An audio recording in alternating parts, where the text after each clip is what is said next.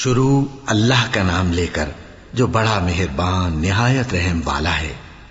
الف لام میم، یہ کتاب یعنی قرآن مجید، اس میں کچھ شک نہیں کہ اللہ کا کلام ہے، پرہیزگاروں کے لیے رہنما ہے جو غیب پر ایمان لاتے اور آداب کے ساتھ نماز پڑھتے اور جو کچھ ہم نے ان کو عطا فرمایا ہے اس میں سے خرچ کرتے ہیں، اور جو کتاب اے پیغمبر تم پر نازل ہوئی اور جو کتابیں تم سے پہلے پیغمبروں پر نازل ہوئیں سب پر ایمان لاتے اور آخرت کا یقین رکھتے ہیں۔ یہی لوگ اپنے پروردگار کی طرف سے آئی ہوئی ہدایت پر ہیں اور یہی لوگ کامیاب ہیں۔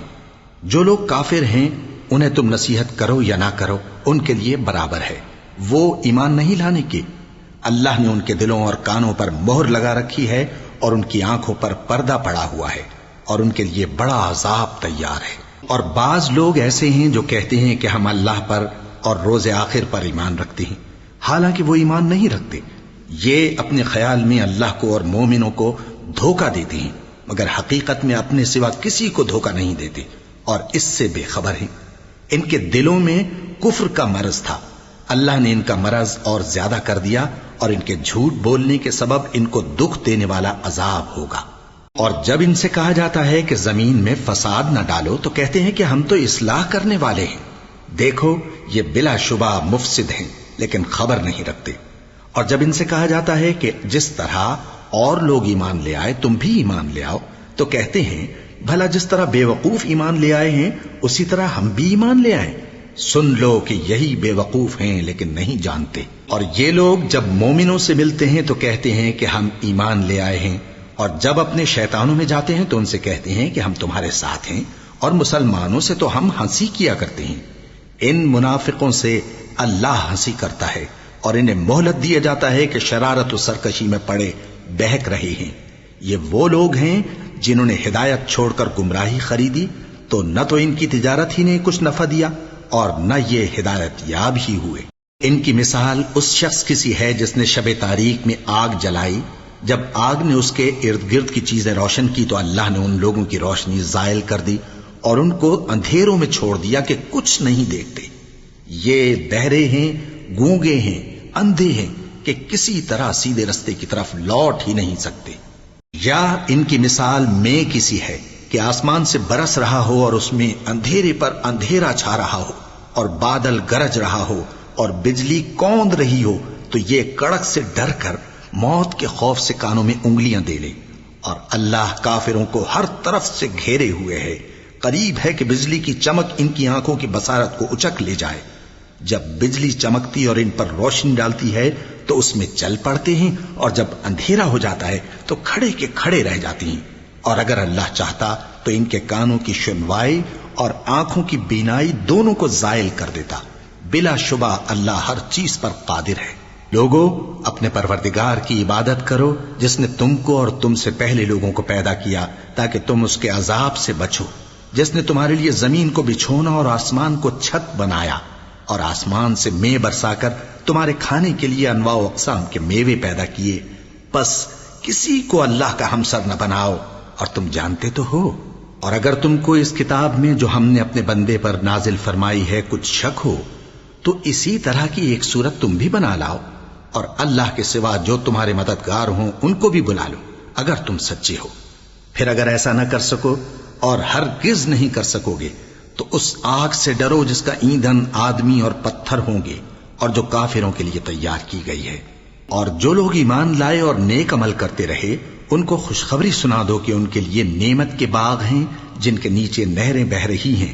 جب انہیں ان میں سے کسی قسم کا میوہ کھانے کو دیا جائے گا تو کہیں گے یہ تو وہی ہے جو ہم کو پہلے دیا گیا تھا، اور ان کو ایک دوسرے کے ہم شکل میوے دیے جائیں گے اور وہاں ان کے لیے پاک بیویاں ہوں گی اور وہ بہشتوں میں ہمیشہ رہیں گے۔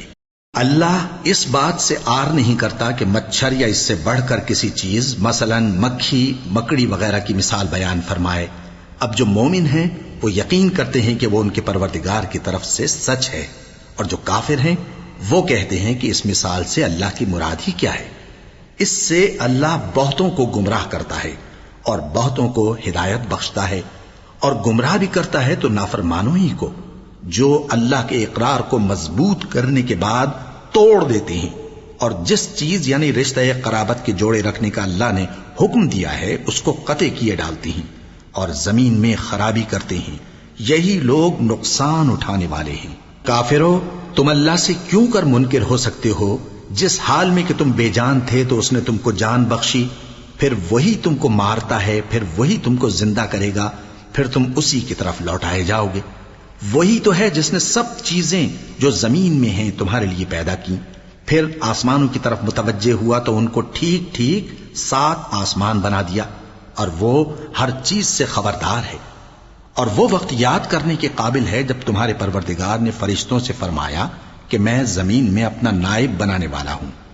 انہوں نے کہا، کیا تو اس میں ایسے شخص کو نائب بنانا چاہتا ہے جو خرابیاں کرے اور کچھ تو خون کرتا پھرے؟ اور ہم تیری تعریف کے ساتھ تسبیح و تقدیس کرتے رہتے ہیں۔ فرمایا، میں وہ باتیں جانتا ہوں جو تم نہیں جانتے۔ اور اس نے آدم کو سب چیزوں کے نام سکھائے، پھر ان کو فرشتوں کے سامنے کیا اور فرمایا کہ اگر سچے ہو تو مجھے ان کے نام بتاؤ۔ انہوں نے کہا، تو پاک ہے، جتنا علم تو نے ہمیں بخشا ہے اس کے سوا ہمیں کچھ معلوم نہیں، بے شک تو دانا ہے، حکمت والا ہے۔ تب اللہ نے آدم کو حکم دیا کہ آدم، تم ان کو ان چیزوں کے نام بتاؤ۔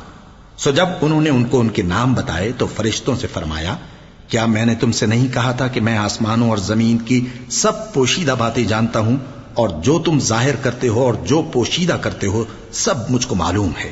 اور جب ہم نے فرشتوں کو حکم دیا کہ آدم کے آگے سجدہ کرو تو وہ سب سجدے میں گر پڑے مگر شیطان نے انکار کیا اور غرور میں آ کر کافر بن گیا۔ اور ہم نے کہا کہ اے آدم، تم اور تمہاری بیوی بہشت میں رہو اور جہاں سے چاہو بے روک ٹوک کھاؤ پیو، لیکن اس درخت کے پاس نہ جانا، نہیں تو ظالموں میں ہو جاؤ گے۔ پھر شیطان نے دونوں کو اس درخت کے بارے میں پھسلا دیا اور جس عیش و نشاط میں تھے اس سے ان کو نکلوا دیا۔ تب ہم نے حکم دیا کہ بہشت بری سے چلے جاؤ، تم ایک دوسرے کے دشمن ہو، اور تمہارے لیے زمین میں ایک وقت تک ٹھکانہ اور معاش مقرر کر دیا گیا ہے۔ پھر آدم نے اپنے پروردگار سے کچھ کلمات سیکھے اور معافی مانگی تو اس نے ان کا قصور معاف کر دیا۔ بے شک وہ معاف کرنے والا ہے، بڑا مہربان ہے۔ ہم نے فرمایا کہ تم سب یہاں سے اتر جاؤ، جب تمہارے پاس میری طرف سے ہدایت پہنچے تو اس کی پیروی کرنا، کہ جنہوں نے میری ہدایت کی پیروی کی ان کو نہ کچھ خوف ہوگا اور نہ وہ غمناک ہوں گے، اور جنہوں نے اس کو قبول نہ کیا اور ہماری آیتوں کو جھٹلایا وہ دوزخ میں جانے والے ہیں اور وہ ہمیشہ اس میں رہیں گے۔ اے آل یعقوب، میرے وہ احسان یاد کرو جو میں نے تم پر کیے تھے، اور اس اقرار کو پورا کرو جو تم نے مجھ سے کیا تھا۔ میں اس اقرار کو پورا کروں گا جو میں نے تم سے کیا تھا، اور مجھی سے ڈرتے رہو۔ اور جو کتاب میں نے اپنے رسول محمد صلی اللہ علیہ